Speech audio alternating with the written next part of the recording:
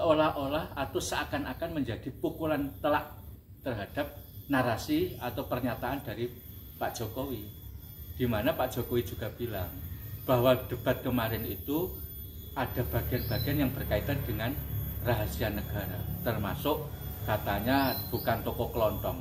Nah,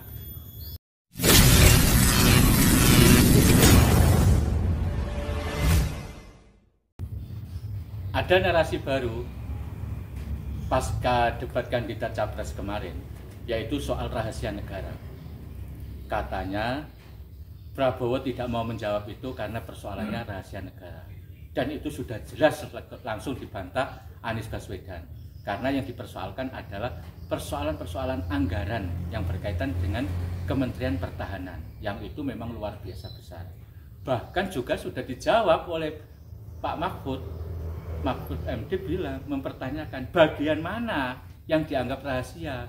Karena pertanyaan-pertanyaan itu menyangkut anggaran, tidak ada hubungannya dengan rahasia pertahanan. Bahkan Mahfud menantang, saya ini mantan Menteri Pertahanan. Dari proses debat itu gak ada satupun yang berkaitan dengan soal rahasia pertahanan. Itu jelas, clear itu.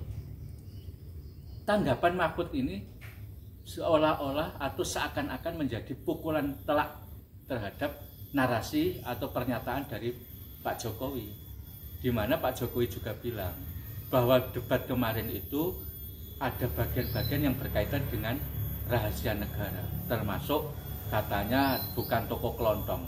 Nah, padahal mestinya Pak Jokowi selaku presiden ketika mengatakan ada bagian rahasia negara, ya harus menyebutkan undang-undangnya. Undang-undang kerahasiaan negara mana yang kemudian dilanggar oleh debat kandidat itu loh, mestinya kan seperti itu. Lagian beginilah, kalau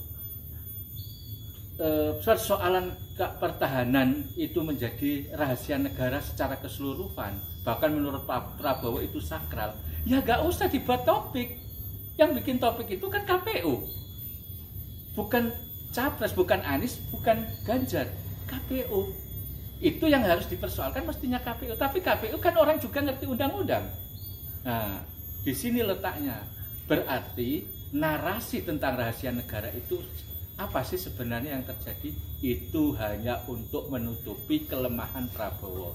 Di saat Prabowo tidak mampu menjawab hal-hal yang sangat relevan dengan persoalan-persoalan pertahanan yang pertanyaan itu yang dimunculkan oleh Anies maupun oleh Ganjar. Jadi jangan sampai ketidakmampuan, bahkan ketika Prabowo tidak mampu menjawab itu, kemudian seolah-olah dinarasikan berlindung di balik rahasia negara. Gak ada. Murni itu ketidakmampuan Prabowo menjawab.